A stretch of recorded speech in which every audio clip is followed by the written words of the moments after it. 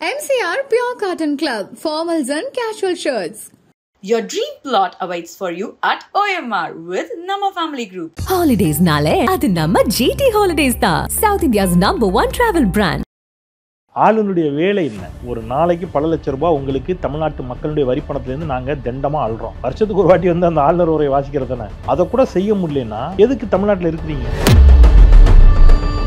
ஏதோ வருஷத்துக்கு ஒரு தடவை 2 தடவை வரப்போறாரு. அவர் சொல்றதான் கேட்டலாமே. பாட்டு தேசிய கீதம் தானே. பிரேமலதா விஜயகாந்த் அப்படி சொல்லியிருக்காங்க. இங்க ஒரு தேசிய கீதம் பாடினா என்ன 2 வாட்டி என்ன தப்பு இருக்கு? நாளைக்கு அவர் பொட்டு வச்ச தங்க குடம் பொண்ணும் பாரு, போட்டு விட்டுருவீங்களா? உட்காந்து பெஞ்சை தேய்ச்சிட்டு இருக்கிறார். நேற்று என்னதான் பிரச்சனை? அவர் என்ன சொன்னார்? கரெக்டா ஏதாவது யாராவது ஒருத்தருக்கு புரியுற மாதிரி சொல்லுங்க. அவர் ஏன் கோச்சுக்கிட்டாரு நீங்க சொல்லுங்க. தேசிய கீதம் இசைக்கப்படலையா நேற்று? துவக்கத்திலேயே உங்க சௌரியத்துக்கு நீங்க சொல்றதெல்லாம் மாற்ற முடியாதுங்க. எங்களுக்கு ஒரு மரபு இருக்கு, பாரம்பரியம் இருக்கு. கேட்கறது தமிழ்நாட்டின் முதல் குடிமகன் சார். இது கொஞ்சம் இல்லைங்க, கஷ்டங்க, எங்களுக்கு அது பழக்கம் இல்லைங்க, நாங்கள் சொல்லிட்டோம். அப்படியான்ட்டு விட்டுட்டு போயிடணும். கோச்சுக்கிறாரு. அதுல என்ன? கோச்சுக்கிட்டு போயிடுங்க, தமிழ்நாட்டை விட்டு போயிடுங்கிறேன். நான் கோச்சிட்டு வந்துட்டேன். என்ன சொல்லுவாங்க அடுத்தது? கோச்சிட்டு கிளம்பி வீட்டுக்கு போகுது மீமாங்க. அப்படி தமிழ்நாடு அரசால சொல்ல முடியுமா? முடியாதுல்ல. ஆர்டர் போடல. அதுதான் ஆர்டர் போட முடியுமா? ஆர்டர் போட முடியுமா? கேட்க முடியும் மத்திய அரசு. அதுதான் அங்க வேண்டுகோள். அவங்களும் அதே மாதிரி நிராகரிச்சுடுவாங்க. சொல்லிட்டு இருக்கு. ஆளுநர் ஏன் முதல்ல தேசிய கீதத்தை இசைக்க சொல்லலாம் சொல்லுமா? தேசிய கீதம் இசைத்த உடனே எஞ்சி போயிடுவார். அவர் பிளான் அதான். 70 ஆண்டுகளாக இதான் மரபு. ஒரே ஒரு வாட்டி மாத்திட்டு திருப்பி ஒழுங்கா தமிழ் தாய் வாழ்த்துங்கிறது ஒரு நடைமுறைக்கு வந்ததே இப்ப நான் ஒன்று ரொம்ப சிம்பிள். இப்ப நம்ம 2 பேரும் மூச்சு பிடிக்க அதை படிச்சுட்டு இருக்கோம்ல, இதனால என்ன பிரயோஜனம் திட்டமிட்டு பண்றோம். ஆனா சார், எதிர்கட்சிகள் இந்த பேஜோட வராங்க. ஏடிஎம்கே யார் அந்த சார்? அப்போ அந்த விஷயம் பெருசாயிட கூடாது அப்படின்னு இது கூட்டு சேர்ந்துட்டு இப்படி பண்றாங்க. ஒரு விமர்சனம் என்ன திடீர்னு உங்களுக்கு வந்து பெண்களின் மீது உங்களுக்கெல்லாம் பெண்களினுடைய பாதுகாப்பை உறுதி செய்வதில் ஒரு அக்கறை வந்திருப்பது போல் நீங்கள் நாடகம் ஆடுகிறீர்கள். இது பச்சை நாடகம் இல்லையா? வெளியேற்றப்பட்டாங்க. இது நாடகம். விஷயமெல்லாம் பெருசாகல. இந்த மல்யுத்த வீராங்கனைகள் ரோட்ல இருந்து போராடினாங்களே மாசக்கணக்கா, இந்த பிரதமர் போய் பார்த்தாரா? இந்த உள்துறை அமைச்சர் போய் பார்த்தாரா? அப்ப அத பேசலீங்க. இத பேசக்கூடாதா? ஆரியன் ரவியின் இந்த சிறுபிள்ளைத்தனமான விளையாட்டோ அல்லது வேற எதுவும் இன ரீதியா இதை கொண்டு போகணும் சார். என்ன இன ரீதியா? நம்ம வார்த்தைகள்ல இருந்தே என்ன புரிஞ்சுக்க முடியுதுன்னு இருக்குல்ல. என்ன ரீதியா? நேற்றைய தினம் சட்டப்பேரவையிலிருந்து ஆளுநர் அவர் உடனடியாக ஒரு 10 நிமிடங்களுக்குள்ளாகவே உள்ள சென்றுட்டு உடனே வெளியே வந்த விஷயம் பெரிதளவில் பேசப்பட்டு இருந்து. இந்த நிகழ்வு குறித்து உங்களுடைய பார்வை? இந்த ஊரில் கிராமங்களில் தலை தீபாவளி தலை பொங்கலுக்கெல்லாம் மருமோனை வீட்டுக்கு விருந்து கூப்பிடுவாங்க. விருந்து கூப்பிட்ட உடனே கோச்சிட்டு மோதிரம் போடல, கறி சோறில் கொஞ்சம் நல்ல கறி துண்டு வைக்கல, புது துணி எடுத்து கொடுக்கலன்னு கோச்சிட்டு போடல, அந்த மாதிரி கோச்சிட்டு போயிட்டு இருக்கிறார். ஆளுனுடைய வேலை என்ன?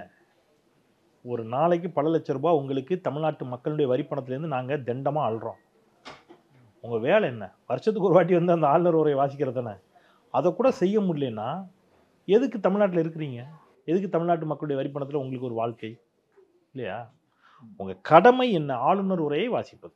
அதையே வாசிக்க முடியலை அப்படின்னு சொன்னால் இன்னொன்று, இந்த ஆளுநருடைய பதவிக்காலம் முடிஞ்சு போச்சு. ஒன்றிய அரசு எக்ஸ்டெண்ட் பண்ணவும் இல்லை. இவர் ஆளுநராக இருக்காரா இல்லையா ஒன்றும் தெரியல. இவர் உட்காந்து பெஞ்சை தேய்ச்சிட்டு இருக்கிறார். நேற்று என்னதான் பிரச்சனை? அவர் என்ன சொன்னார்? கரெக்டாக ஏதாவது யாராவது ஒருத்தருக்கு புரியுற மாதிரி சொல்லுங்க. அவர் ஏன் கோச்சுக்கிட்டாரு நீங்க சொல்லுங்க. தேசிய கீதம் இசைக்கப்படலையா நேற்று? இல்ல, அவர் சொன்ன அந்த இசைக்கப்படலையா? துவக்கத்திலேயே உங்க சௌரியத்துக்கு நீங்க சொல்றதெல்லாம் மாற்ற முடியாதுங்க. இங்க ஒரு மரபு இருக்கு. தொடக்கத்தில் தமிழ் தாய் வாழ்த்து, நிறைவில் தேசிய கீதம். நிறைவில் தேசிய கீதம் இசைக்கப்பட்டுச்சா? இசைக்கப்பட்டுச்சுல்ல, அதான் மரபு. எங்க ஊருக்கு ஒரு மரபு இருக்குங்க. கல்யாண வீட்டில் வாழையில போடுவோம். முதல்ல உப்பு வைப்போம், பொரியல் அவியல் பச்சடி கிச்சடி கூட்டு வைப்போம், இந்த பக்கம் பருப்பு வைப்போம், இதில் சோறை வைப்போம். முதல்ல பருப்பு, அப்புறம் சாம்பார் இல்லையா, அதுக்கப்புறம் தான் மற்ற குழம்பு ரசம் மோர் பாயாசம்னு போவோம். பாயாசம் ரொம்ப இனிப்பானது. முதல்ல எல்லோரும் பாயாசத்தை சாப்பிடுங்கன்னு ஆளுநர் சொல்கிறாருங்கிறதுக்காக பாயாசம் தானேங்க சாப்பிட சொல்கிறாரு, அதில் என்னங்க தப்பு அப்படின்னு கேட்கக்கூடாது. எங்கள் ஊருக்கு ஒரு முறை இருக்குங்க. நாங்கள் முதல்ல சாம்பார் தான் சாப்பிடுவோம். கறிச்சோறுனா முதல்ல கறிச்சோறு, சரியா? வெஜிடேரியனா இப்படி, நான் வெஜிடேரியனா அப்படி. நீ உங்கள் ஊரில் ஒன்று வச்சுக்கிட்டு அதை வச்சுட்டு எல்லாரும் முதலில் உனக்கு வேணா நீ பாயசத்தை வீட்டில் உட்காந்து என்ன செஞ்சுட்டு போ, குடிச்சிட்டு போ. நீ இங்கே வந்து சோத்தோடு பாயசத்தை மிக்ஸ் பண்ணி சாப்பிடுங்க அப்படிலாம் பேசக்கூடாது. எங்களுக்கு ஒரு மரபு இருக்கு, பாரம்பரியம் இருக்கு. கேட்கறது தமிழ்நாட்டின் முதல் குடிமகன் சார். இருந்துட்டு போட்டோம், யாரா வேணாலும் இருக்கட்டுங்க. நீரே முக்கன் முதல்வனாயினும் ஆகுன்னு சொன்ன தமிழ்நாடுங்க. நீ என்ன முதல் குடிமகன்னா முக்கன் முதல்வனாயினும் ஆகுக, நெற்றிக்கண் திறப்பினும் குற்றம் குற்றமேனு சொன்ன தமிழ் மரபு. நீங்கள் இங்கே என்ன கொடுக்குறீங்களோ அது திருப்பி கொடுக்கப்படும். நீங்கள் சொன்னதுனால சொல்கிறேன். கீரன சங்கருக்கும் கீரனோ என் பாட்டில் பிழை சொல்வது என்று நக்கீரனை பார்த்து சிவபெருமான் கேட்டப்ப, சங்கருப்பது எங்கள் குலம் சங்கரனார் கேதுகுலம் அருந்துண்டு வாழ்வோம் அரணே உண்மை போல் இறந்துண்டு வாழ்வதில்லைன்னார் நக்கீரன். உன்னை மாதிரி பிச்சை எடுத்து சாப்பிட்றான்னு நினச்சியாடான்னு யாரை பார்த்து கேட்டா? கடவுளே பார்த்து கேட்ட தமிழ்நாடு. அதில் அப்போ பஞ்சாயத்து என்ன, கடவுளுக்கே கோவம் வந்துச்சு. ஏன் பஞ்சாயத்துனா தமிழுக்கு ஆபத்து. தமிழோடு விளையாடவே நான் வந்தோம், தமிழில் ஒரு பிள்ளைன்னா நான் பொறுத்துக்க மாட்டேன்னு நினைக்கிறேன்.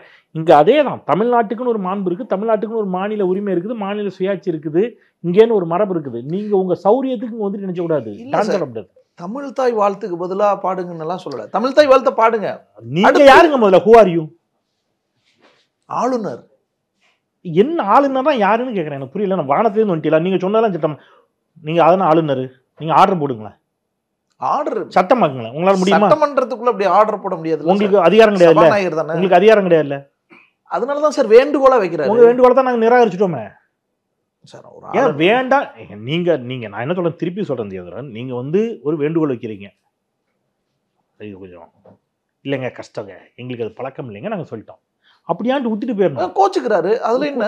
கோச்சுக்கிட்டு போயிடுங்க, தமிழ்நாட்டை விட்டு போயிடுங்கிறேன். உங்க வேலை இது என்னங்க வம்பா போச்சு? நான் என்ன சொல்றேன், இப்போ நீங்களே இருக்கீங்க, நானே இருக்கிறேங்க, ஒரு நிறுவனத்தில் நம்ம வேலை பார்த்துருக்குறோம். நீங்க ஒரு நிறுவனத்தில் வேலை பார்க்குறீங்க, கோச்சிட்டு நீங்கள் போயிடுறீங்க, பக்கத்து கடையில் போய் உட்காந்துக்கிறீங்க, டீயை குடிச்சிட்டு உட்காந்துக்கிறீங்க, வேலையே செய்யறதில்ல. உங்கள் ஆஃபீஸில் சம்பளம் கொடுப்பாங்களா? நான் சொல்கிறேன் கேளுங்க. நீங்கள் ஏதோ ஒன்று உங்கள் ஆஃபீஸில் சொல்கிறாங்க, நீங்கள் கோச்சிட்டு பக்கத்தில் போய் டீ காஃபி சாப்பிட்டு பக்கத்தில் போய் உட்காந்துக்கிறீங்க. நான் கோச்சிட்டு வந்துட்டேன், என்ன சொல்லுவாங்க அடுத்தது? கோச்சிட்டு கிளம்பி வீட்டுக்கு போகுது மீமாங்க. அப்படி தமிழ்நாடு அரசால சொல்ல முடியுமா? முடியாதுல்ல. தமிழ்நாடு அரசு சொல்லிடுச்சே, நீ போன்னு லிட்டரலி ஆர்டர் போடல. அதுதான் ஆர்டர் போட முடியுமா? ஆர்டர் போட முடியுமா? கேட்க முடியும் மத்திய அரசு. அதுதான் அங்க வேண்டுகோள். அவங்களும் அதே மாதிரி நிராகரிச்சிடுவாங்க. சொல்லிட்டு இருக்கு ஆளுநரே வேண்டாம். அவங்களும் அதை நிராகரிச்சிடுவாங்க. ஆளுநர் மட்டும் இல்ல, ஆளுநரே வேண்டாம். நம்ம ஒண்ணு விட்டு கொடுத்தாதானே அவர் நம்மளுக்கு விட்டு கொடுக்குன்னு எனக்கு புரியவே இல்லைங்க. இதனால என்ன பிரச்சனை இல்லைங்க? இதனால தலைமுடி சரி, இதை பாடாதனால என்ன ஆறப்போகுது? முதல்ல பாடாதனால என்ன ஆறப்போகுது? தேசிய கீதத்துக்கு ஒரு அவமரியாதைன்றாங்க, ஒரு கான்ஸ்டிடியூஷனல் விதிமீறல் அப்படின்னு யார் சொல்றது? அப்படின்னா ஆளுநர் மாதிரி அடிப்படை அரசியல் அறிவு அல்லது அடிப்படை சட்ட அறிவு இல்லாதவர் யாரும் கிடையாதுங்கிற வார்த்தை நான் வைக்கிறேன். ரொம்ப கடும் சொல்ல உங்களுக்கு தெரியும். ஏன்னா இப்ப நான் அப்படி பார்த்தா ஆளுநர் யாரை சொல்றாரு தெரியுமா? தேசிய கீதத்தை அவமதித்ததாக ஆளுநர் யாரை சொல்றாரு தெரியுமா? அந்த நாட்டுடைய பிரதமரை சொல்றாரு, நரேந்திர மோடியை சொல்றாரு. ஏன் சார்? 2019 மதுரை எய்ம்ஸ் மருத்துவமனையினுடைய அடிக்கல் நாட்டு விழா. அன்றைய முதலமைச்சர் எடப்பாடி கே பழனிசாமி, அன்றைக்கு ஆளுநர் பன்வாரிலால் புரோஹித், ரைட், பிரதமரும் வர்றாரு. தமிழ்தாய் வாழ்த்தும் பாடப்படலை, தேசிய கீதமும் பாடப்படலை. இதை எதிர்த்து செல்வி வேம்பு அப்படிங்கிற ஒருவர் சென்னை உயர்நீதிமன்றத்துடைய மதுரை கிளையில் வழக்கு தொடுக்கிறார். இந்த வழக்கில் என்ன தீர்ப்பு வந்துச்சு தெரியுமா? தீர்ப்பு நான் உங்களுக்கு அப்படியே வாசிடுறேன். The court pointed out that a bare reading of her representation made it abundantly clear that when the petitioner herself has stated that there is no mandate for national anthem being sung as a thumb rule சொல்லி இந்த வழக்கை dismiss பண்ணிட்டாங்க. பாட வேண்டியது அவசியம் இல்லைன்னு சொல்லி dismiss பண்ணிட்டாங்க. இந்த பெட்டிஷனை டிஸ்மிஸ் பண்றாங்க. கேரளாவில் 3 மாணவர்கள் யெகோவா விட்னஸ் அப்படிங்கிற ஒரு மத வழிபாட்டு அமைப்பை சேர்ந்தவர்கள். கிறிஸ்டியானிட்டியில் அது ஒரு பிரிவாக பார்க்கப்படுகிறது. சிலர் கிறிஸ்டியானிட்டியில் அது ஒரு தனி பிரிவுங்கிற மாதிரி சொல்கிறாங்க. யோகோவா தான் எங்கள் கடவுள் அப்படின்னு சொல்லக்கூடிய ஒரு பிரிவு. அதை சேர்ந்த 3 மாணவர்கள் கேரளாவில் பள்ளிக்கூடத்தில் தேசிய கீதம் பாடுகின்ற பொழுது எழுந்து நிற்கிறார்கள், ஆனால் பாடவில்லை. அவங்களுடைய மத நம்பிக்கை வேற யாரையும் அவர்கள் புகழ்ந்து வணங்கி பாடுவது கிடையாது. இந்த 3 மாணவர்களும் பாட மறுக்கிறார்கள்னு சொல்லி 3 மாணவர்களையும் பள்ளிக்கூடத்தை விட்டு நீக்கிட்டாங்க. கேஸ் போகுது. கேரளா கோர்ட்டில் கரெக்டு தான், நீக்கியதுங்கிறாங்க. சுப்ரீம் கோர்ட் போகுது. சுப்ரீம் கோர்ட்டு, நான் இன்னும் சொல்ல போனால் உங்களுக்கு நான் சட்ட பிரிவை சொல்லிடுறேன். சுப்ரீம் கோர்ட் தெளிவாக சொல்லுது, அந்த மாணவர்களை தேசிய கீதத்தை பாட வற்புறுத்துவது என்பது இந்திய அமைப்பு சட்டத்தின் பிரிவு 19(1) உட்பிரிவு A மற்றும் 25(1)க்கு முரணானது. எனவே அந்த மாணவர்களை கொடியை வணங்கவும் தேசிய கீதத்தை பாடவும் வற்புறுத்துதல் அமைப்பு சட்டத்தின் கீழ் கொடுக்கப்பட்டுள்ள அடிப்படை உரிமைகளுக்கு மாறானதாகும். எனவே அந்த மாணவர்களை மீண்டும் பள்ளியில் சேர்த்து கொள்ளுமாறு சொல்லி இந்த உச்சநீதிமன்றம் தீர்ப்பளிக்கிறதுன்னு தீர்ப்பு இருக்குது. சட்டம் கிடையாது சார். நான் என்ன சொல்றேன், இது சட்டம் இல்லை. ஃபர்ஸ்ட் ஒன்று. நாங்க பாட மாட்டோம்னு சொல்லல. ஆளுநர் எல்லாரும் பாடுங்க, கட்டாயம் பாடி ஆகணும்னு சொல்லல, இசைன்னு சொல்றாங்க. அதுதான் சார், அதுக்கு ஒரு ரீசன் இருக்கு. ஏன் நான் சொல்லட்டுமா? ஆளுநர் ஏன் முதல்ல தேசிய கீதத்தை சொல்றான்னு சொல்லுமா? தேசிய கீதம் இசைத்த உடனே எஞ்சி போயிடுவார். அவர் பிளான் அதான். இப்ப நம்ம கேட்கிறோம், இந்த பிரச்சனை எங்கேயும் ஸ்டார்ட் ஆச்சுங்கிறத கொஞ்சம் கவனமா கவனிக்கணும். வந்து 2022 இதே ஆளுநர் தானே. அப்ப இந்த ஆளுநருக்கு தேசப்பற்றுலாம் கிடையாதா? 2022 இதே ஆளுநர் இதே சட்டப்பேரவைக்கு வருகின்ற பொழுது முதல்ல தமிழ் தாய் வாழ்த்து, கடைசி தேசிய கீதம். அன்னைக்கு அமைதியாக அறிஞ்சு போனார், எந்த பிரச்சனையும் பண்ணல. 2023 தகராறு. 2023 அந்த தகராறு வருகின்ற பொழுது 2024 தகராறு, போன வருஷம், ரைட்? அப்போ 2023 தகராறு, 2024 தகராறு வரும்போது எந்திரிச்சு போயிட்டார். எந்திரிச்சு போகும்போது நீங்கள் நல்லா உங்களுக்கு ஞாபகம் இருக்குன்னு நினைக்கிறேன், சட்டப்பேரவைத் தலைவர் சபாநாயகர் கூப்பிடுவார். அவர் எங்கள் ஊர் ஸ்டேட்டில் கூப்பிட்ட மாதிரி தான் கூப்பிட்டார். அண்ணாச்சி இன்னும் ஜனகணமன போடல, எங்கே வாங்க அப்படிம்பார். ரைட்டா? தேசிய கீதம் போடல, எங்கே போறீங்கன்னு கேட்டார். அப்ப நீங்க ஊருக்கே என்ன பாடம் எடுக்கிறீங்க? தேசப்பற்று பாடம் எடுக்கிறீங்க. அண்ணாச்சி இங்க வாங்க, ஜனகணமன போடலைன்னு சொல்லும் போது அடுத்த நாள் ஊடகங்களில் இது விவாத பொருளாச்சு. தேசிய கீதத்தை அவமதித்து விட்டு தேசிய கீதம் பாடுவதற்கு முன்பாக ஆளுநர் ஆர் என் ரவி அவையை விட்டு வெளியேறிவிட்டார். இது தேசிய கீதத்துக்கு ஏற்படுத்தும் அவமரியாதைன்னு குற்றச்சாட்டை வச்சோன்னாங்கலாம். உடனே இவர் என்ன பண்ணாரு? தேசிய கீதத்தை இப்ப முதலே பாடுங்க, நான் எஞ்சி போறதுக்கு வசதியா இருக்கும்லேன்னு வர்றாரு. இவர் எந்திரிச்சு போறதுக்காகத்தான் தேசிய கீதத்தை பாட சொல்றாரே தவிர அப்படிலாம் ஒன்னும் இவருக்கு என்ன கிடையாது. என்ன நீங்க திடீர்னு உடைதான் உருளுதாங்கிற கதையா? நாட்டில் 1008 பிரச்சனை இருக்கு, இதுவா பிரச்சனை? உங்களுடைய வேலை என்ன? உங்களுடைய டியூட்டி என்ன? இல்ல சார், ஆனா நீங்க எவ்வளவு பேர் ஆதரிக்கிறாங்கன்னு பாருங்க. ஆளுநர் யாரெல்லாம் ஆதரிக்கிறாங்கன்னா, ஏதோ வருஷத்துக்கு ஒரு தடவை 2 தடவை வரப்போறாரு, அவர் சொல்றதுதான் கேட்டலாமே. பாட்டு தேசிய கீதம் தானே. யாரு நம்ம பிரேமலதா விஜயகாந்த் அப்படி சொல்லியிருக்காங்க. வருஷத்துக்கு ஒரு வாட்டி 2 வாட்டி வர, ஏதோ அவர் விருந்துக்கு வர்ற மாதிரி, இந்த தலை தீபாவளிக்கு தலை பொங்கலுக்கு வர மாதிரி விருந்துக்கு வர மாதிரி சொல்லியிருக்காங்க. அவர் ஆசை. நாளைக்கு அவர் பொட்டு வச்ச தங்க குடம் பொண்ணும்பாரு, போட்டு விட்டுருவீங்களா சார்? போட்டு விடுங்க சார். கேப்டன் பிரபாகரன் ஆட்டோமா தேரோட்டமா போட்டு, பாவம் நல்ல மனுஷன், ஆசைப்பட்டு கேட்காரு, போட்டு விடுங்க. இன்னும் கொடை கோயிலில் கச்சேரியா நடத்திக்கிட்டு இருக்கோம் நாங்க. சட்டப்பேரவை சார். பிரேமலதா தயவு செய்து என்ன அரசியல் எனக்கு புரியல சார். அவர் ஆசைப்பட்டு கேட்காம போட்டு விடணுமா? ஆசைப்பட்டு அவர் கேட்கறதெல்லாம் போடுறதுக்கு அது என்ன சார்? அது என்ன இதுவா? கல்யாண மண்டபத்தில் ஏதாவது கச்சேரி வச்சிருக்குமா? இல்ல கோயில் கொடையா, திருவிழாவா? மரபு தானே சார். மாற்றத்திற்கு சார் சாரி மரபு எது சார்? 91 முன்னாடி இது மரபா? 91க்கு முன்னாடி மரபு. 91ல ஒரே ஒரு டைம் மாத்தினாங்க. அது மாத்தினது தப்புன்னு சொல்லுங்க.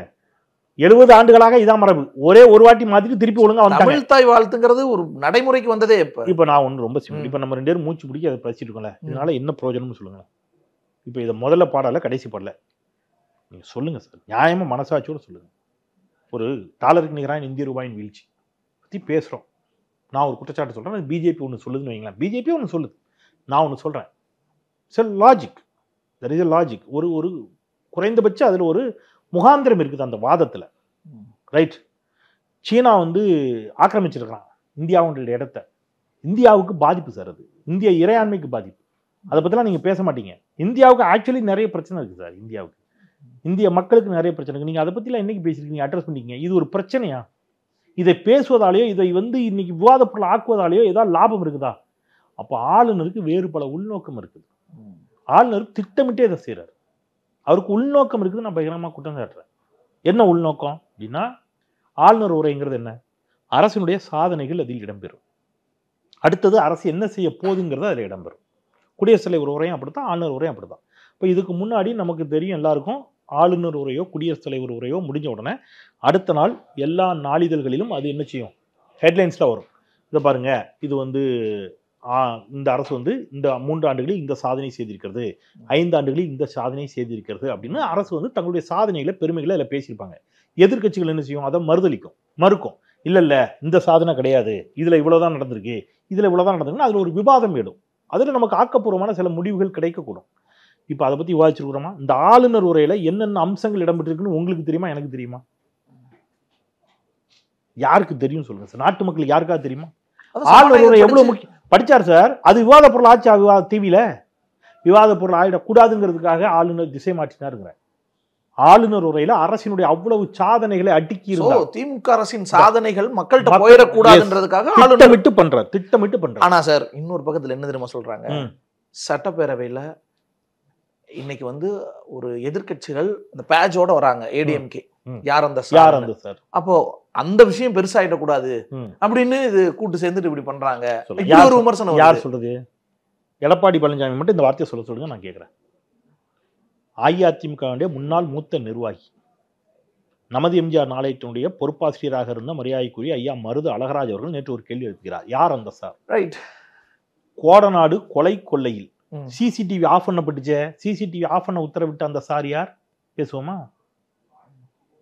என்ன திடீர்னு உங்களுக்கு வந்து பெண்களின் மீது உங்களுக்கெல்லாம் பெண்களினுடைய பாதுகாப்பை உறுதி செய்வதில் ஒரு அக்கறை வந்திருப்பது போல் நீங்கள் நாடகம் ஆடுகிறீர்கள். இது பச்சை நாடகம் இல்லையா? சோ அந்த விஷயம் சட்டப்பேரவையில அவங்க ஒரு கோஷம் எழுப்பிடுவாங்க, நாடகம். வெளியேற்றப்பட்டாங்க. இது அந்த நாடகம். விஷயம் எல்லாம் பெருசாகல இது பாருங்க. நாடகம் நான் சொல்றேன். ஏன் நான் சொல்றேன் நாடகம்? ஏன் அஇஅதிமுக போடுறது நாடகம் நான் சொல்றேன். யார் அந்த சார்னு அதிமுக கேட்கறதே பச்சை நாடகம். எப்படின்னா, இந்த வழக்குல நம்ம வெளிப்படையா உடைச்சு பேசுவோம். அண்ணா பல்கலைக்கழக வழக்குல குற்றவாளி 3 மணி நேரத்தில் கைது செய்யப்பட்டிருக்காங்க. ரைட். குண்டர் தடுப்பு சட்டம் போடப்பட்டிருக்குது. ஃப்ரீ அண்ட் ஃபேர் என்கொயரி நடந்து கொண்டிருக்கிறது. பொள்ளாச்சி பாலியல் வன்கொடுமை வழக்கில் அந்த உங்க கட்சியினுடைய மாணவர் அணியினுடைய நகரச் செயலாளர், எவ்வளவு பெரிய பொறுப்புல இருந்தான். அவனை நீங்க எப்போ வந்து கட்சி விட்டு நீக்கினீங்க தெரியுமா? அவன் மீது குற்றச்சாட்டு வருது. எதிர்கட்சிகள்லாம் சொல்றாங்க இவன் மீது குற்றச்சாட்டு இருக்கிறது, இவன் மீது நடவடிக்கை எடுக்கல. செய்யல. எப்ப செஞ்சீங்க தெரியுமா? சிபிஐக்கு இந்த வழக்கு மாற்றப்பட்ட பிறகு சிபிஐ அவனை கைது செஞ்சது. சிபிஐ கைது செய்த பிறகு அவனை அதிமுக நீங்க நீக்கினீங்க. உங்களுக்கு பேசுறதுக்கு என்ன தார்மீக உரிமை இருக்குது? யாரெல்லாம் நீங்கெல்லாம் எங்கிருந்து வந்து திடீர்னு பெண்களுக்கு பாதுகாப்புக்கு நாடகம் போடுறீங்க? இந்த மல்யுத்த வீராங்கனைகள் ரோட்ல இருந்து போராடினாங்களே மாசக்கணக்கா, இந்த பிரதமர் போய் பார்த்தாரா? இந்த உள்துறை அமைச்சர் போய் பார்த்தாரா? யாரை எதிர்த்து போராடினாங்க? சிங் எதிர்த்தான போராடினாங்க. இருக்கிறத ஓ, பேசுங்க. அப்ப நீ அப்ப அத பேசலங்கிறதுக்காக நீங்க இத பேசக்கூடாதா அப்படிங்கிற ஒரு கேள்வி வருது. அப்படி நான் சொல்லவே இல்லை, எங்கேயுமே சொல்ல. இங்க கைது செய்யப்பட்டு விட்டாருங்க. கைது செய்யப்பட்டதை கண்டிச்சு நீங்க இப்ப எதை கண்டிச்சு போராடுறீங்கன்னு எனக்கு புரியவே இல்லை. கைது செய்யப்பட்டதை கண்டிச்சு போராடிட்டு இருக்கீங்க. ஏதோ மிஸ் ஆகுது சார். யாரோ ஒருத்தர் மிஸ் ஆகுறாரு. அது உங்களுடைய குற்றச்சாட்டு சார். காவல்துறை என்கொயரி இருக்குது. ரைட். நீங்க நான் வெளிப்படையாவே சொல்றேன்ல. சரி, இதே காலகட்டத்தில் இன்னொரு 3 பெண்கள் போய் கிண்டி காவல் நிலையத்தில் புகார் கொடுத்தாங்க. தமிழ்நாட்டுக்கு வரும் சார், தமிழ்நாட்டுக்கு வரும். இதே காலகட்டம், இதுக்கு அடுத்த நாள் நடந்த நிகழ்வு. 3 பெண்கள் கிண்டி காவல் நிலையத்தில் போய் புகார் கொடுத்தாங்க. வெளிப்படையா அவங்க கொடுத்த பேட்டி இருக்குது, நான் உங்களுக்கு காட்டுறேன். என்ன சொன்னாங்க தெரியுமா? நாம் தமிழர் கட்சியை சேர்ந்தவர், அவர்கிட்ட நாங்கள் வேலை பார்த்தோம், அவருடைய ஐடி பிரிவில் நாங்கள் வேலை பார்த்தோம். அவர் எங்களை பாலியல் ரீதியாக எங்களோடு உறவு வைத்துக்கொண்டு அதை எங்களுக்கு தெரியாமல் வீடியோ எடுத்து வச்சு அதை எங்ககிட்ட காட்டி மிரட்டி, கட்சியின் மேலிடத்தில் இருக்கக்கூடிய சிலரோடும் நீங்கள் இணக்கமாக இருக்க வேண்டும் என்று சொல்லி எங்களை மிரட்டுகிறார்னு சொல்லி புகார் கொடுத்தாங்க. ஒரு தனியார் யூடியூப்ல அதை குறித்து பேட்டியே வந்திருக்கு. வெளிப்படையாக அந்த பெண்கள் கொடுத்த பேட்டி. இந்த 3 பெண்களுடைய பாதுகாப்பு இங்கே முக்கியம் இல்லையா? எடப்பாடி பழனிசாமி பேசினார் அதை பற்றி. ஏன் பேசல? ஏன்னா அது நாம் தமிழர் கட்சி. நீங்க பேச மாட்டீங்க. இங்க இந்த சம்பந்தப்பட்ட குற்றம் சாட்டப்பட்ட குற்றவாளி இந்த ஞானசேகரன் ஒரு அமைச்சரோட ஒரு போட்டோ இருக்குதுன்னு வந்த ஒரு காரணத்துக்காக நீங்க வந்து என்ன செய்வீங்க? அவன் திமுக என்ன பொறுப்புல இருந்தான்? திமுக காரணம் எதுவும் கிடையாது. நீங்க போட்டோ ஒண்ணு வச்சுக்கிட்டு இவ்வளவு தூரம் நீங்க வந்து ஒரு அரசியல் பண்ணுவீங்கன்னா, அங்க வெளிப்படையாக பொறுப்புல இருந்த நாம் தமிழர் கட்சியை சேர்ந்தவர் இவ்வளவு தூரம் பண்ணாருன்னு ஒரு குற்றச்சாட்டு வந்துச்சு. நீங்க என்ன பேசிட்டீங்க? இந்த சிவசங்கர் பாபான்னு ஒரு சாமியார், போலி சாமியார், பச்சை பிள்ளைகள் சின்ன பிள்ளைல பாலியல் ரீதியாக தொல்லை கொடுத்தான்னு வழக்கு. யாரெல்லாம் எதிர்த்து போராடினீங்க? எடப்பாடி பழனிசாமி ஒரு போராட்டம் நடத்தினாலும் என்ன காட்டுங்க சார். நீங்க அது பாதிப்பு இல்லையா? ஒன்றும் இல்லை சார். இப்போ கொஞ்ச நாளைக்கு முன்னாடி சார் இந்த கலாஷேத்ரா மாணவிகள் போராடினாங்கல்ல, எடப்பாடி பழனிசாமி எங்க இருந்தாரு? மாமியார் வீட்டுக்கு விருந்துக்கு போயிருந்தாரா? ஏன் போராடல? அப்ப நான் தமிழ்நாட்டுக்குள்ளேயே கேட்கிறேன், தமிழ்நாட்டுக்குள்ளே எவ்வளவு நடந்துச்சு? எங்க போனீங்க நீங்க? சார், நீங்க நாடகம் போடுறதுக்கு ஒரு அளவு இருக்குது. ரைட்டா? அதாவது இங்க பேசும்போது தமிழ்நாடு என்று பேசாதீர்கள், இந்தியா என்று பேசுங்கள், பாரத் என்று பேசுங்கள், இந்திய தேசியம், பாரத் மாதா கி ஜெய், வந்தே மாதரம், வாழ்க பாரதம்னு எதையா உருட்ட வேண்டியது. சொல்லிட்டு என்ன சொல்ல வேண்டியது? நீங்கள் குறுகிய மனநிலையோடு அணுகாதீர்கள். இந்தியா என்று பாருங்கள். எப்ப தமிழ்நாட்டுக்கான வரி பாக்கியம் எங்க கொடுக்கல, தமிழ்நாட்டுக்கு எங்க ஒழுங்கா நிதி கொடுக்கலன்னு கேட்கும்போது இந்தியா என்று சிந்திக்க வேண்டும். உத்தரப்பிரதேசில் ஏன்டா அப்படி நடக்குது? இந்தியாவை பத்தி ஏங்க நீங்க பேசுறீங்க? நீங்க தமிழ்நாட்டை பத்தி பேசுங்க. குஜராத்தில் ஏன்டா அப்படி நடக்குது? அதை பத்தி உனக்கு என்ன கவலை? என்ன லாஜிக்கு? நீங்க இவ்வளவு பேசுறாங்க. நீங்க எக்ஸாக்டா இதோட தொடர்புடையதாக இல்லாவிட்டாலும் நான் 2 செய்தி சொல்றேன் உங்களுக்கு. இது ஒரு போட்டோ நான் உங்களுக்கு வேணா நீங்க அப்புறம் ஸ்கிரீன்ல காட்டுங்க. உத்தரப்பிரதேசில் இன்னைக்கு வந்தது, என்டிடிவியில் ரிப்போர்ட் ஆயிருக்கு. ஒருத்தர் இறந்துட்டாரு, போஸ்ட்மார்ட்டம் பண்ணணும். அவர் பாடி எப்படி கொண்டு போறாங்க தெரியுமா? போஸ்ட்மார்ட்டம் பண்ற இடத்துக்கு உத்தரப்பிரதேசில் பாடியோட ஒரு காலை ஒருத்தன் முடிச்சிருக்கான், இன்னொரு காலை ஒருத்தன் முடிச்சிருக்கான். தாராதாரம் இழுத்துட்டு போகிறானுங்க சார். உத்தரப்பிரதேசில் சத்தீஸ்கரில் ஒரு பத்திரிக்கையாளர் சார், இப்போ வந்து போன மாதம் நடந்த பிரச்சனை உங்களுக்கு தெரிஞ்சிருக்கும். அவர் வந்து படுகொலை செய்யப்படுகிறார் சத்தீஸ்கரில். பாஜக ஆட்சி நடக்கக்கூடிய சத்தீஸ்கர் என்ன பண்ணியிருக்காங்கன்னு தெரியுமா? கொலை செய்யப்பட்ட செய்தியாளர் சுரேஷ் சந்திரசேகர் நரக வேதனையை அனுபவித்து இறந்ததாக உடற்கூறு ஆய்வு அறிக்கை தெரிவித்துள்ளது. அவரது தலையில் 15 எலும்பு முறிவு, இதயத்தை வெளியே எடுத்து உயிரோடு இருக்கும்போது கொடூர கொலை. இதெல்லாம் பேசும்போது சார் இங்க அப்படித்தான் நடக்குதா? ஆர்கனைஸ்டு கிரைம்ஸா? இது ஆர்கனைஸ்டு கிரைம்? அண்ணா யூனிவர்சிட்டியில் நடந்தது ஒரு இண்டிவிஜுவல் பண்ண கிரைம். எந்தையும் ஆதரிக்கலாம். குற்ற பத்திரிகையில இடம்பெற்ற ஒரு நபர் ஏற்கனவே பின்புலம் அவருக்கு இருக்கு, குற்ற சம்பந்தமான பின்புலம் இருக்கு, அப்புறம் அவரை கூட கண்காணிக்கலையான்ற கேள்வி தானே எழுப்புறாங்க. இந்த கேள்வி எல்லா கேள்வியிலும் எனக்கு உடன்பாடு இருக்கு. நான் முதல் நாள் இதை கண்டித்து வீடியோ போட்டேன். காவல்துறையும் தமிழ்நாடு அரசும் இதற்கு பொறுப்பேற்க வேண்டும் என்று நான் சொல்லிட்டேன். எனக்கு அதில் மாற்றுக்கிறதே இல்லை. எனக்கு 100 விழுக்காடு அதில் உடன்பாடு இருக்கு. ஏன் அங்கே சிசிடிவி இல்லை? ஏன் அண்ணா யூனிவர்சிட்டியில் பாதுகாப்பு இல்லை? எந்த கேள்வி எல்லாத்தையும் நான் கேட்க தயார். நானும் கேட்குறேன். பெண்களுக்காக தொடர்ந்து இயங்கக்கூடியவர்கள் இருக்கட்டும். எடப்பாடி பழனிசாமிக்கும் பாஜகவுக்கும் இதை கேட்கறதுக்கு உரிமை இருக்குதா? எடப்பாடி பழனிசாமிக்காவது எதிர்க்கட்சிங்கிற இடத்துல கொஞ்சம் துளிவுண்டு உரிமை இருக்கு. பாஜகவுக்கு என்ன உரிமை இருக்குது? அவங்களும் 4 எம்எல்ஏ இருக்காங்க சார். எம்எல்ஏ இருக்குங்கிறதுக்காக இல்லை சார், நீங்கள் ஆர்கனைஸ்ட் கிரைம்ஸை பண்ணவங்கன்னு நான் சொல்கிறேன். மணிப்பூரில் உங்கள் ஆட்சியில் ஆர்கனைஸ்டு கிரைம்ஸ், நீங்கள் தான் பாதிக்கப்பட்ட பெண்களை பிடிச்சி ஆட்ட கொடுத்தீங்க. திமுக சம்பந்தப்பட்டவராகவே இருக்காரு சார். நான் உங்கள் கட்சி எம்பியே சொல்கிறேன், உங்கள் கட்சி மினிஸ்டரை சொல்கிறேன், உங்கள் கட்சி எம்எல்ஏவே சொல்கிறேன். இவன் அமைச்சரோட ஃபோட்டோ எடுத்துன்னு வச்சுட்டு இவ்வளோ குதிக்கிறீங்களே. பிரைம் மினிஸ்டரோட ஃபோட்டோ எடுத்த காட்டணுமா சார்னா? 3 பேர், குணால் பாண்டே உள்ளிட்ட 3 பேர் பாஜக ஐடி பிரிவில் பொறுப்பில் இருந்தாங்க.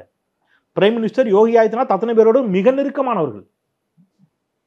பனாரஸ் இந்து பல்கலைக்கழக மாணவியை கூட்டுப்பாலியல் உள்ளவர்கள் கைது பண்ணல சார். 3 மணி நேரத்தில் இந்த குற்றவாளியை கைது பண்ணியிருக்கு திமுக அரசு. நீங்க கைதே பண்ணல. 60 நாட்களாக கைது பண்ணல, 2 மாசமா கைது பண்ணல. காங்கிரஸ் உள்ளிட்ட எதிர்க்கட்சிகள் அனைத்தும் மிக தீவிரமாக போராடிய பிறகு, அதுவும் எலெக்ஷன் அப்ப, வேற வழி இல்லாம நீங்க கைது பண்ணீங்க. உங்க யாருக்கும் ரைட்ஸ் கிடையாதுங்கிறேன். நான் இதை பேசுறேன், அண்ணா யூனிவர்சிட்டி விஷயத்தை நான் இது பண்றேன்னு இல்லை, நான் அதை மிக உண்மையாக கண்டிக்கிறேன். ஆனா உங்களுக்கு உங்களுடைய ரெக்கார்டு என்ன? நீங்க இதுக்கு முன்பு நடந்த சம்பவங்களில் பாஜக அதிமுக என்ன மாதிரியான ரியாக்ட் பண்ணிருக்கீங்க? பெண்களின் பாதுகாப்பை உறுதிப்படுத்துறதுக்கு நீங்க என்ன செஞ்சு கிழிச்சிட்டீங்க? இந்த அண்ணா யூனிவர்சிட்டி விஷயத்தை தான் ஆளுநருடைய வெளிநடப்பு மடை மாத்திருச்சு அப்படின்ற ஒரு 2 பிரச்சனை. ஆளுநர் நேற்று தான் சபாநாயகர் சொன்ன வார்த்தையை சொல்றேன். அவங்க வந்து அந்த இதெல்லாம் காட்டி போராடினாங்க, இது அட்டை கட்டெல்லாம் வச்சிருந்தாங்க. எனக்கு என்னமோ ஆளுநருக்கு எதிராகத்தான் நான் டவுட் பண்றேன். எனக்கு ஒரு டவுட். எதிர்கட்சிகள் ஆளுநருக்கு எதிராக அவர் சொல்றாரு. ஏன்னா ஒரு லாஜிக் இருக்கு. ஏன் லாஜிக்? சம்பவம் நடந்தது எங்க?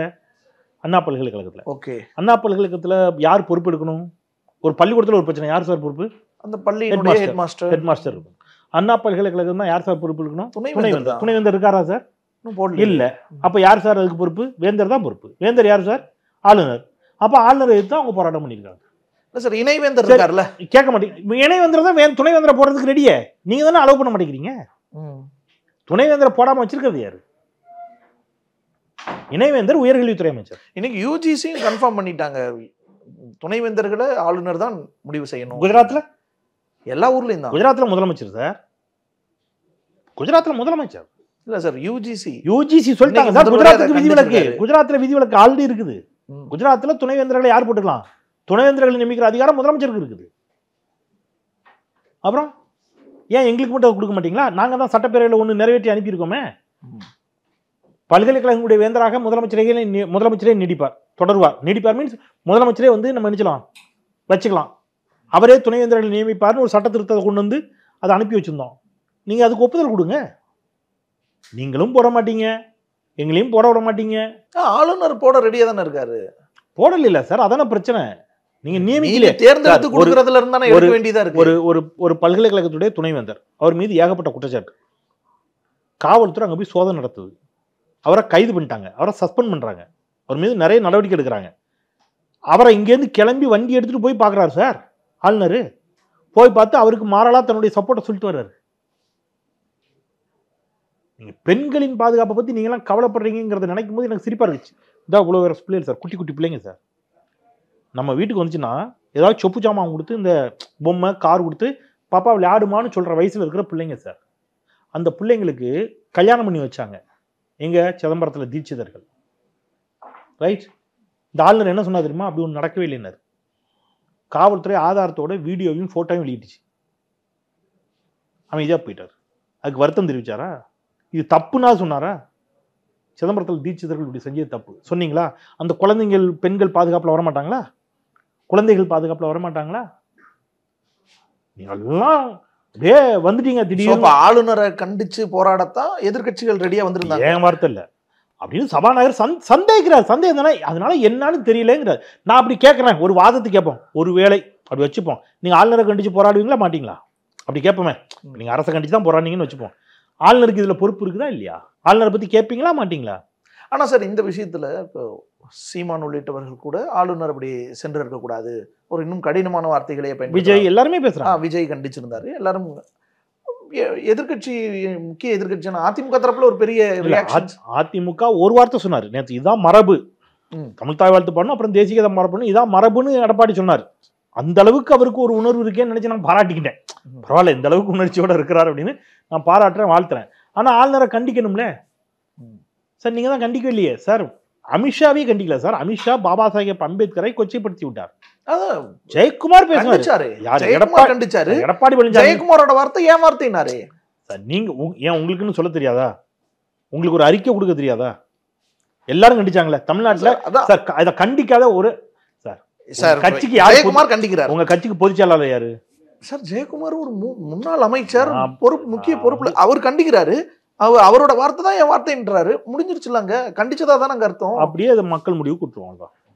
மக்கள் முடிவு கூட்டுருவாங்க. உங்களுக்கு அதை கண்டிக்கிறது கூட என்ன இல்லை. நான் கண்டிக்கிறேன்னு சொல்றதுல உங்களுக்கு என்ன வந்துருச்சு? அப்ப நீங்க அதை கண்டிக்கல. அப்போ நீங்க எல்லாத்திலையும் அப்படிதான். நீங்க உங்களுக்கு அச்சம். இவர் சொன்ன மாதிரி தான், கேஎன்ஆர் சொன்ன மாதிரி தான். எடப்பாடி பழனிசாமிக்கு ஆளுநர் என்றால் பயம், அமலாக்கத்துறை என்றால் பயம், சிபிஐ என்றால் பயம், மோடி என்றால் பயம், அமித்ஷா என்றால் பயம், வருமான வரித்துறை என்றால் பயம், செயல் என்றால் பயம், களி என்றால் பயம், கம்பி என்றால் பயங்கிற மாதிரி எல்லாம் பயம். நீங்கள் என்ன அந்த பயத்தில் இருக்கிற நீங்கள் உங்களால் என்ன பேசிட முடியும்? இந்த விவகாரத்தில் எங்கேயும் தமிழ்நாடு அரசோ காவல்துறையோ குற்றவாளிகளை காப்பாற்ற எந்த முயற்சி எடுக்கல.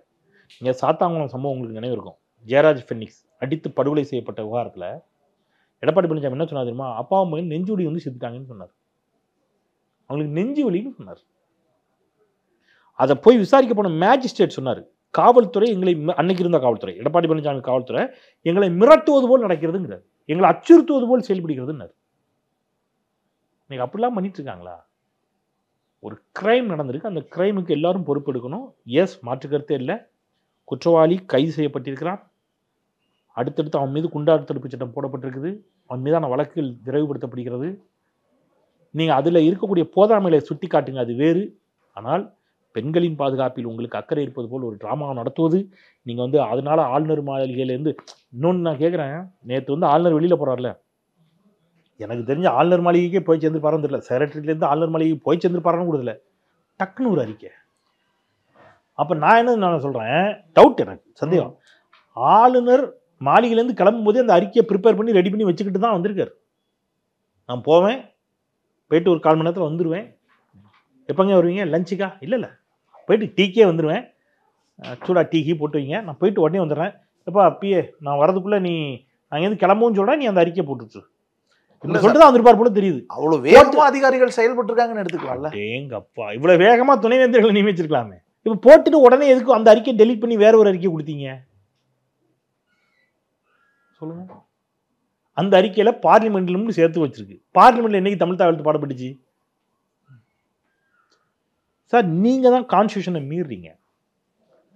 இறையாண்மை மிக்க ஒரு சட்டப்பேரவையில் இந்த சென்னை மாகாணமாக இருந்ததுக்கு தமிழ்நாடு என்று பெயர் மாற்றப்பட்டு அது ஒன்றிய அரசால் ஒப்புதல் கொடுக்கப்பட்டு இன்னைக்கு நம்ம தமிழ்நாடு என்று பெயர் மாற்றப்பட்டுவிட்டோம்.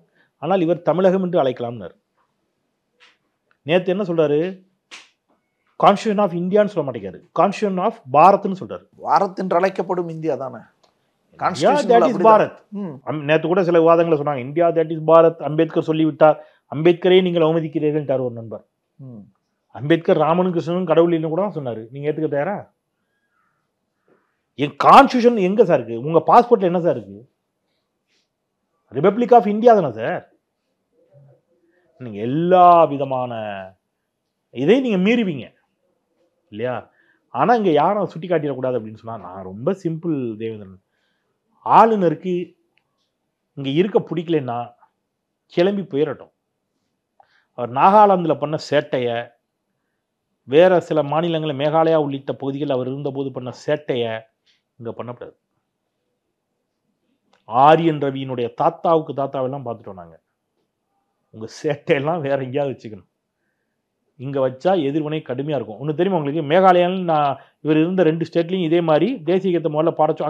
அங்கே அதுவும் மரபா இல்லை. தேசிய கீதத்தை முதல்ல பாடணும்னு சொல்லி இதே மாதிரி சண்டையை போட்டு அழுது பிடிச்சி அங்கே மிரட்டி உருட்டி பாட வச்சிட்டார். இங்கே அது நடக்கும்னு நினைச்சார். அவர் எக்ஸ்பெக்ட் பண்ணல.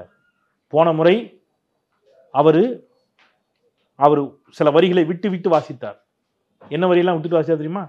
அம்பேத்கர் பேர், பேரறிஞர் அண்ணா பேர், பெருந்தலைவர் காமராஜர் பெயர், கலைஞர் பெயர் உள்ளிட்டவற்றெல்லாம் விட்டுட்டு வாசித்தார். பெரியார் பெயர் இதெல்லாம் விட்டுட்டு வாசித்தார். அதில் இல்லாததாக விவேகானந்தரை பற்றி அவரே சேர்த்து வாசித்தார். நம்ம சொல்லிட்டோம் எல்லாம் அவை குறிப்பில் வரும்னு நினைச்சார். அவர் லைஃப்பில் எப்படி ஒரு எக்ஸ்பீரியன்ஸ் அவர் கிடச்சிருக்காது. ஒரு தீர்மானத்தை கொண்டு வர்றாங்க, ராஜா நீங்கள் பேசுனதெல்லாம் அங்கே இடம்பெறாது, நீங்கள் பேசாமல் விட்டதும் இடம்பெறும், நாங்கள் என்ன அச்சடித்து கொடுத்தோமோ அது மட்டும்தான் இங்கே வரும், நீங்கள் உங்கள் இஷ்டத்துக்கு பேசுனதெல்லாம் இங்கே வராது, நீங்கள் அப்புறம் உங்களுக்கு பிடிக்கலன்னு கொஞ்சம் விட்டுட்டு போனீங்கல்ல அதெல்லாம் இங்கே இடம்பெறாமல் இருக்காது, அதுவும் இடம்பெறும். இங்கே என்ன நாங்கள் கொடுத்துருக்கோமோ அது மட்டும்தான் அங்கே வரும், உங்கள் வேலையை பார்த்துட்டு போங்கன்னு ஒரு தீர்மானத்தை போட்டாங்க. அவர் அதுலேயே அரண்டார். ஏன்னா நம்ம ஆளுநர் நினச்சோம். அவருக்கு என்னன்னா நீங்கள் சொன்னீங்கல்ல அதே தான் மனதளவில் அவர் தன்னை ஒரு பெரிய அந்த ஆளுநர் நான் தான் எல்லாம் அப்படின்னு நினைச்சிட்டு இருக்காரு. ஆளுநர் தானே சார் ஒரு மாநிலத்தின்? சார் அவர்கிட்ட போய் யாராவது எடுத்து சொல்லுங்க சார், அது ஒண்ணுமில்லை, அது என்ன உங்களுக்கு அந்த அதிகாரம்லாம் கிடையாதுன்னு போய் சொல்லுங்க. யாராவது அவரின் பேரால தானே சார் அரசே நடக்குது. அவரின் பெயரால தான் சார் நடக்குது. அவருடைய அரசியல் இல்லை இல்லையா? கடவுளின் பேரில் ஆணையிட்டு உறுதி எடுத்து பதவி ஏற்கிறேன்னு சொல்றான். கடவுளை ஆட்சி பண்றாரு. அவருக்கு அதிகாரம் அவ்வளவுதாங்கிறத அவருக்கு யாராவது புரிய வைக்கணும். ஐயோன்னு இப்ப என்ன செய்யறாரு? அப்பவே அவர் அரண்டாரு. அடுத்தது என்ன நினைச்சாரு? நம்ம டக்குன்னு எழுந்துச்சு போகலாம். அவரை வச்சுக்கிட்டே சிஎம் ஆச்சார். அப்பந்தான் அவருக்கு தமிழும் தெரியல. பக்கத்தில் ஒரு சொல்றாரு, என்னையா பேசுறாரு சிஎம் அப்படின்னா, அவர் உங்களுக்கு தான் ஆப் அடிச்சு சொல்லிக்கிட்டு இருக்காருங்கிறான். ஐயோ என்னையா பண்றது, எந்திச்சு ஓடிருங்கிறான். எந்திச்சு ஓடிட்டார். நம்ம எந்திச்சு போறோம் சரியா இருக்குமா, எந்திச்சு போங்க அப்படிங்காரு. எந்திச்சு போகும்போது ஐயா கூப்பிடுறாரு, ஐயா சனகன மன போல ஓடியாங்காரு. கிளம்பி போயிட்டாரு. அப்போ அவர் நினைச்சது வேற, தமிழ்நாட்டில் நடப்பது வேறு. தமிழ்நாடு ஆல்வேஸ் அது வேற. ஆரியன் ரவியின் இந்த சிறுபிள்ளைத்தனமான விளையாட்டோ அல்லது வேற எதுவும் இன ரீதியா இதை கொண்டு போகணும் சார். என்ன ரீதியா? நம்ம வார்த்தைகள்ல இருந்தே என்ன புரிஞ்சுக்க முடியுதுன்னு இருக்குல்ல. என்ன ரீதியா? அவர் பேசுனதெல்லாம் பட்டியல் போட்டு பேசுமா 1 hour? அதான் ஒரு வார்த்தைக்கு இவ்வளவு கோவருது. வள்ளுவனுக்கு காவி போட்டப்ப எங்க ரத்தம் கொதிக்கல? தமிழ்நாட்டுக்கு உங்க இஷ்ட இதுக்கு நீங்க பேரை மாத்துவீங்க, அப்ப எங்களுக்கு கொதிக்கல? சும்மா அப்படியே ஆரியன் ரவி தான். நன்றி சார், உங்களோட எனக்கு நீங்கள் பகிர்ந்து மிக்க நன்றி. MCR Pure Cotton Club, formals and casual shirts. Your dream plot awaits for you at OMR with Nama Family Group. Holidays nale adu namma GT Holidays da, South India's #1 travel brand.